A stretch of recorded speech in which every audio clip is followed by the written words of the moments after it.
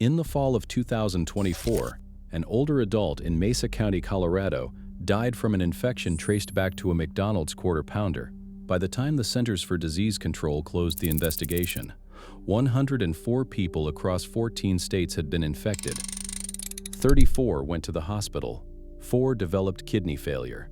But when federal inspectors followed the contamination back through the supply chain, they found something almost nobody expected. It was not the beef. That single detail explains almost everything about how the American burger supply actually works, and it is the reason this list exists. What follows is not opinion. Every chain here was ranked using federal outbreak records, USDA recall notices, court filings, laboratory testing, and the company's own nutrition disclosures. 10 burgers the evidence says you should think twice about, counted down from least concerning to worst. Then 3 that hold up when you read the paperwork. One thing to keep in mind as we go. Almost none of these chains raise their own cattle. They buy from the same handful of processors, which means the problem is rarely the sign above the door. Start with number 10. Number 10. The Sonic Supersonic Bacon Double Cheeseburger. Pull into a Sonic drive-in stall, and the burger arrives through your car window, wrapped and already assembled. It looks like every other roadside burger in America. The ingredient panel is not where this one falls apart. The supply chain is. 6 national consumer and public health organizations, including Consumer Reports and the Natural Resources Defense Council, publish a restaurant scorecard called Chain Reaction. It grades the largest American chains on antibiotic use in their beef supply. In the 6th edition of that report, Sonic received an F, not for using too many antibiotics, for having no published policy on them at all. And Sonic was not alone. Number 9. The Dairy Queen Signature Stack Burger. Dairy Queen built its name on soft serve, and the burger menu has always ridden quietly alongside it. The marketing language on the board is 100% seasoned beef. That phrase is technically accurate and tells you almost nothing. Industrial grinders run enormous batches. A single lot of ground beef leaving a processing plant can contain meat from dozens of animals slaughtered on different days. Every one of them is a separate opportunity for contamination, and the label still reads 100% beef. Dairy Queen also received an F on that same scorecard. So did Burger King, Arby's, and Jack in the Box. Which raises an uncomfortable question. If the beef is arriving from the same processors, what actually separates one chain from another? Number 8. The Five Guys Bacon Cheeseburger. This one will bother some people, and that is fair. Five Guys does things most chains will not. No freezers in the building. Fresh ground beef, hand-cut potatoes, peanut oil in the fryers. The issue here is the arithmetic. A standard Five Guys burger comes with 2 patties by default, which most customers never realize when they order. Add bacon and cheese, and you land near or above 1,000 calories with roughly 30 grams of saturated fat. Before the fries, Five Guys also carried an F in the burger edition of Chain Reaction, alongside McDonald's, Burger King, and White Castle. Fresh does not automatically mean clean. Before the next chain, one thing worth knowing, everything ahead was verified through federal records and company filings. If that is the kind of investigation you want more of, subscribe. Because the next 7 burgers are where the paper trail gets significantly darker. Number 7. The White Castle Slider. The slider is one of the oldest fast food products in America. That steam-grilled onion smell hits the parking lot before you reach the door. In December of 2019, White Castle pulled frozen sliders from grocery shelves across 22 states after third-party testing detected Listeria monocytogenes at one of its plants.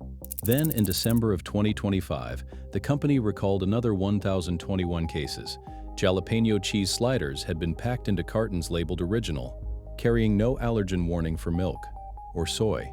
The mistake surfaced when a customer had an allergic reaction and called the company. Both recalls involved the freezer aisle product, not the restaurant, and White Castle moved quickly on each. But the same company operates both kitchens. Number 6. The Carl's Jr. El Diablo Burger. This one requires no investigation. Carl's Jr. publishes the numbers itself. Open the company's own nutritional information sheet, current as of June 2025, and find the El Diablo. The triple carries 1,430 calories, 38 grams of saturated fat, 3 grams of trans fat, and 2,680 milligrams of sodium. At the bottom of that same document, in small print, Carl's Jr. lists the federal guideline: 20 grams of saturated fat per day, 2,300 milligrams of sodium per day. One burger clears both limits. The single patty version still carries 2,070 milligrams of sodium, roughly 90% of a full day, in one sandwich, with one patty. For a man over 50, managing blood pressure, that is the entire conversation. Number 5. The Steak 'n Shake Steak Burger. In January of 2025, Steak 'n Shake announced it was eliminating seed oils and switching to 100% beef tallow across all 436 locations. The company said the tallow contained no additives, no preservatives, no chemicals. Executives went on national television to discuss it. Then people started reading. Large frozen fry suppliers par-fry potatoes in soybean or canola oil before the product ever ships. Steak 'n Shake's fries arrive that way. The beef tallow is the final fry inside the restaurant, not the entire process. To its credit, the company confirmed this openly and acknowledged its buns still contain seed oils. The switch was real. The marketing arrived years ahead of the supply chain. Number 4. The Burger King Whopper. In 2022, 19 customers from 13 states filed suit in federal court in Miami. Their claim was that Burger King's advertising photography changed in 2017, showing burgers that appeared roughly 35% larger, with more than double the meat, while the actual sandwich never changed. On May 5th of 2025, District Judge Roy Altman refused to dismiss the case. He wrote that the ads plausibly went beyond mere exaggeration or puffery, and that a jury should decide. Burger King says the claims are false. The case remains unresolved. There is a second finding. When Consumer Reports tested 118 food packaging products for the forever chemicals known as PFS, 3 of 6 Burger King items came back high. The wrapper was never on the menu. Number 3. The Jack in the Box Jumbo Jack. In January of 1993, Seattle area hospitals began admitting children with bloody diarrhea and failing kidneys. Investigators traced it to undercooked patties served at Jack in the Box across 4 western states. 732 people were infected. 178 suffered permanent injury. 4 children died. The detail that emerged later is the one that matters. Washington State had already raised the required internal cooking temperature for ground beef to 155 degrees. Jack in the Box was cooking to 140.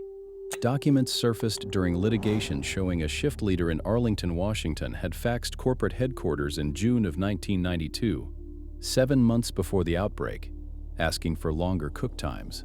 The written response explained that cooking the patties longer made them tough. To its credit, Jack in the Box has not had an outbreak since and rebuilt its food safety program from the ground up. But that is what it took. Number 2. The Wendy's Dave's Single. Wendy's has spent decades on a single promise: fresh, never frozen beef. That promise held. In the summer of 2022, 109 people across 6 states were infected with E. coli, O157H7, after eating at Wendy's. 52 were hospitalized. 13 developed hemolytic uremic syndrome, a form of kidney failure that most often strikes children and the elderly. The CDC never confirmed a specific food source, but the evidence pointed toward the romaine lettuce used on sandwiches rather than the patty, and Wendy's pulled that lettuce from restaurants in 4 states as a precaution. Wendy's is also the only major burger chain to commit to ending routine use of medically important antibiotics in its beef. With a 2030 deadline, it earned a CAC, was the best grade in the industry. The beef was never the problem. The produce cooler was. Number 1. The McDonald's Quarter Pounder. September 2024. Cases begin appearing in Colorado, then Nebraska, then 12 more states.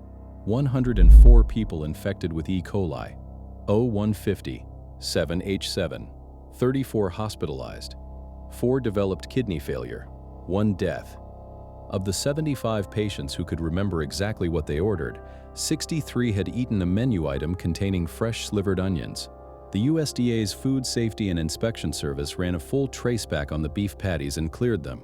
The onions were traced to a Taylor Farms facility which issued a voluntary recall on October 22nd. Consider what that means. The most heavily inspected beef supply chain in American fast food worked exactly as designed. Every safeguard built after 1993 held. And 104 people still ended up in hospital beds because of a vegetable added at the very end. That almost nobody was watching. That is the part the industry does not advertise. So which burgers survived the paperwork? 3 chains held up under the same tests. Not because they are health food, because when you pull the records, there is far less to find. Start with Culver's.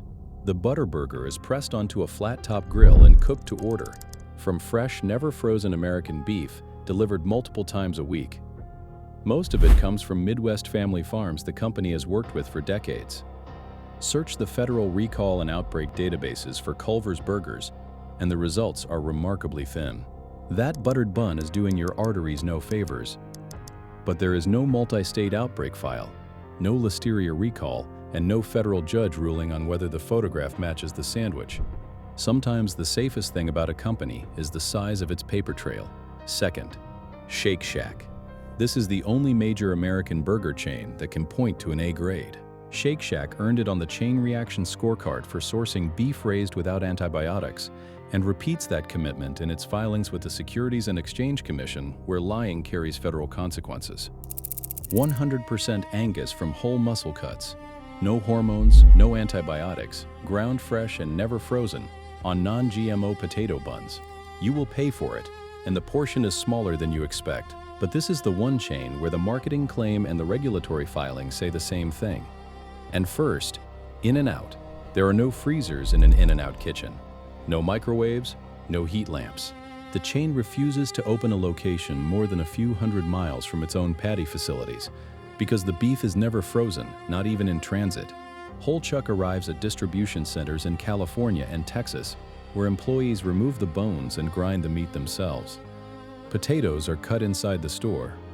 In 2025, In-N-Out removed synthetic dyes from its strawberry shake and pink lemonade and began moving to ketchup made with real sugar. One honest correction, the White House publicly credited In-N-Out with switching to beef tallow. The chain's chief operating officer said, "That was published in error. The fries are still cooked in sunflower oil, as they have been since 1948. Walk back through all 13, and a pattern comes into focus." The chains that ended up in federal databases were rarely the ones cutting corners on beef. They were the ones with the longest supply chains, the most outsourced ingredients, and the widest gap between the photograph and the sandwich. Onions from a third-party processor, lettuce from a distant field, fries par-fried in another state, packaging treated with chemicals nobody ordered. The patty is the one component the industry watches obsessively because of what happened in 1993. Everything assembled around it is where the record gets messy. So the next time you are standing at that counter, the question worth asking is how many separate companies touched everything that is not the beef. Every claim here came from a federal database, a court docket, a laboratory report, or a company's own published numbers. If that is how you want the food industry examined, the next investigation is already on screen. We pull the ingredient panels on America's 10 most trusted grocery store brands.